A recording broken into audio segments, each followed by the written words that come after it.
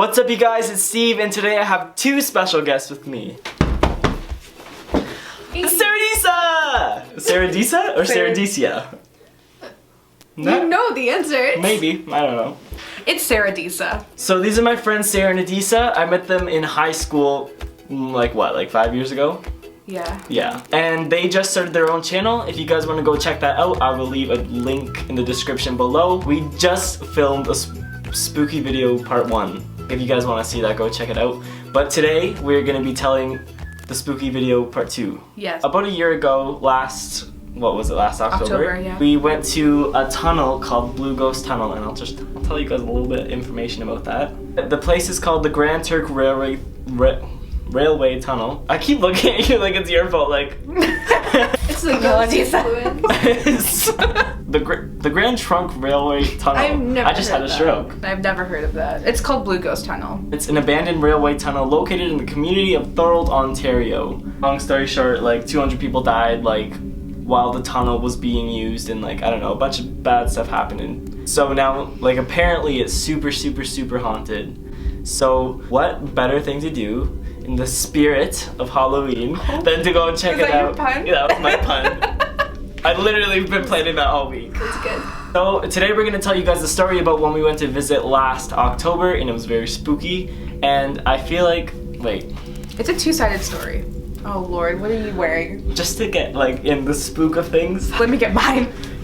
Are you serious? No, I'm not a loser.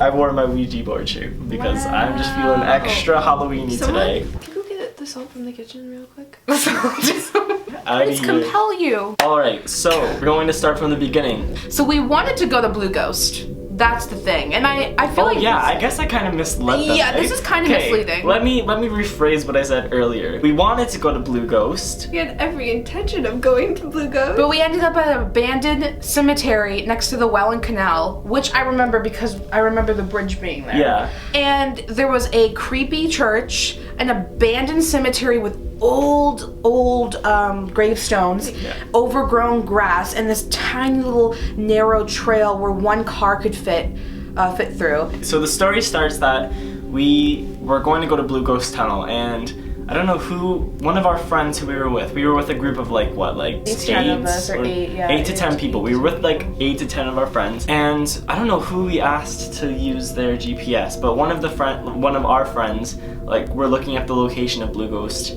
on their GPS on their phone, but it was weird even finding it. We couldn't find it on a map. No. We found it via because technically you're not supposed to be there. Yeah, you can get in trouble for trespassing. But teenagers. Because it is a dangerous tunnel. People died there. Yeah. People died there, so maybe we shouldn't go near it. One of the people who died there was a 13-year-old boy who was crushed by rocks. Oh my gosh. Just to let you know. So we had one of our friends look it up on their GPS, and we followed it, and it was pitch black outside. It was super late at night. Cold. Yeah.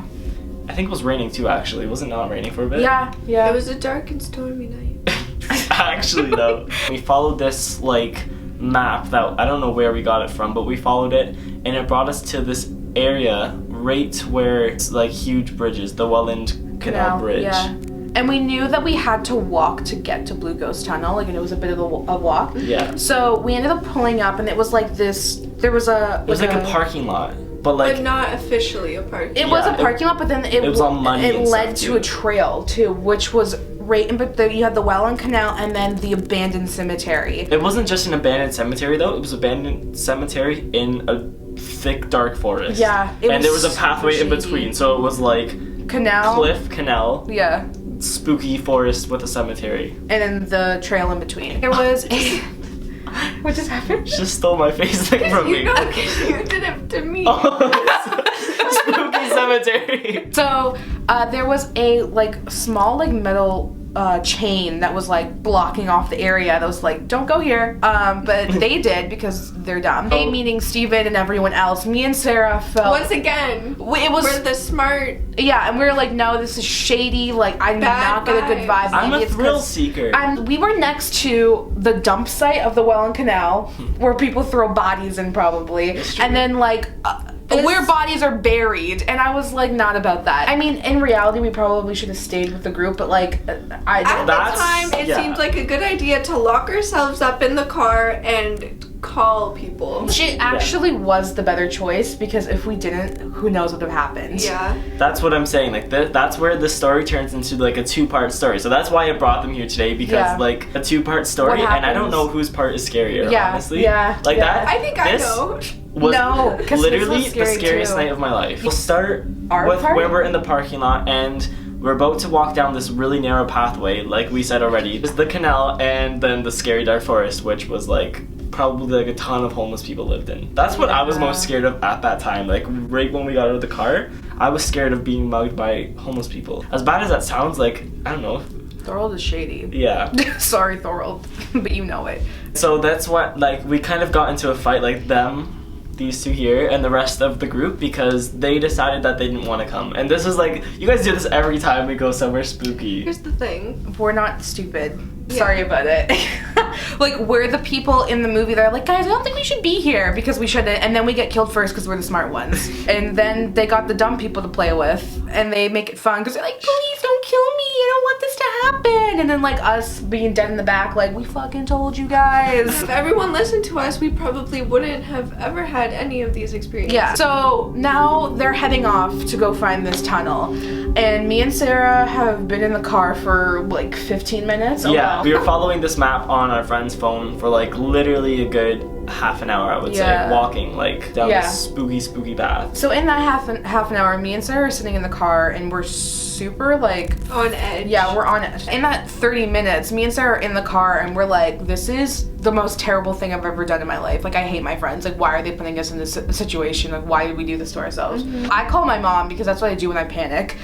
And I called her and I was like, we're beside the Wall Canal, there's a cemetery, they're gone, they walked away, they're trying to find the tunnel, we don't know. My mom was like, call them right now. You better call them now. And I'm like, okay, I'll call them. Actually, we called Steven first. Yeah. And but I don't know where I think I left my phone in the car. You left your phone in the car. I just want to say, just so people are like, oh, you guys are so scared of everything. Like, this energy that was, at least like for me, I think, same. for both of us, it was just like really, like, picture yourself in like the worst situation you could ever be in times that by 100,000. That's what it felt like. Give or take a couple. It was like, it wasn't even like, you know, just kind of like, it was, you felt it. It was like a heavy feeling in your chest. And it's just like, you should not be You guys were parked right beside the cemetery. Yeah, we were right by the cemetery. I was in the driver's seat, like, I was ready. I was like, if somebody tries to, like, come for us, like, I'm gonna start this car and I'm running their ass over. Like, I don't care. At this time that they were about to call someone else in our group,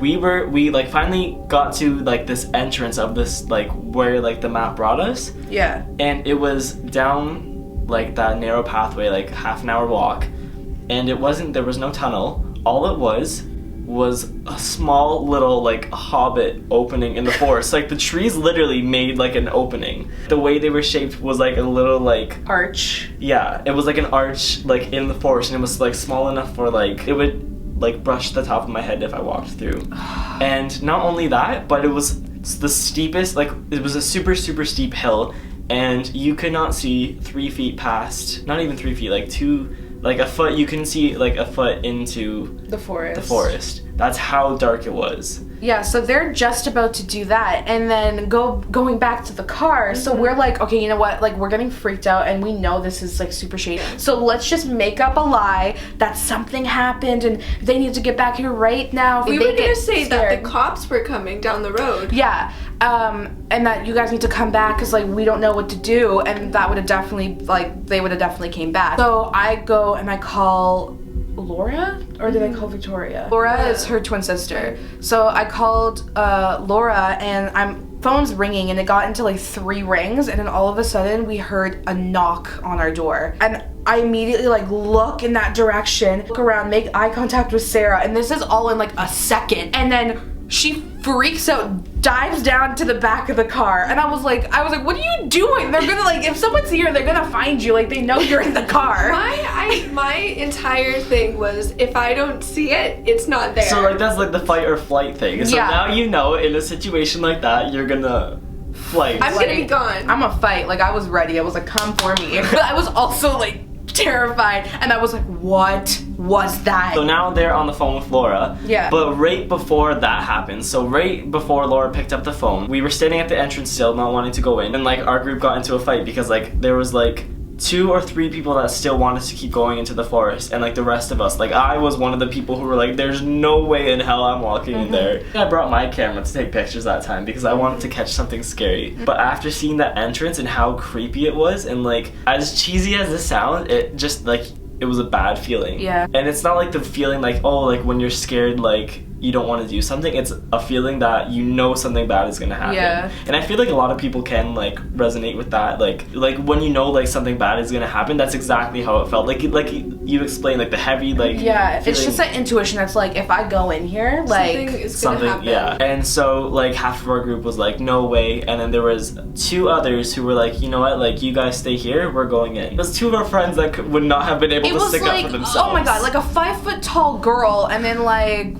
this grade 11 guy that like, God bless him, but like you guys, they were the poster children for a horror story. It was stereotypical, and it was like, if anyone's dying here, it's your asses, and it would be you 2 that would crawl into a hobbit hole and try to get killed. Literally, they're like 4 to 5 feet walking into like that scary forest, and we were about like, they were at the point where we like would not be able to see them anymore. Laura picked up the phone, and then so what happened on our end, it was really like Laura like couldn't understand what you were saying because you were like crying, screaming. Yeah. I don't know how that got lost in communication, but I was very clear. I was on the phone saying, you need to get back here right now. I was like, someone knocked on our car door. We are not safe. We're not playing. Sarah, Laura, get back here. Like, and Sarah's literally in the back, like crying. I was in tears. I was like, I'm going to be possessed and murdered. It was a clear knock. Like someone was there. Yeah.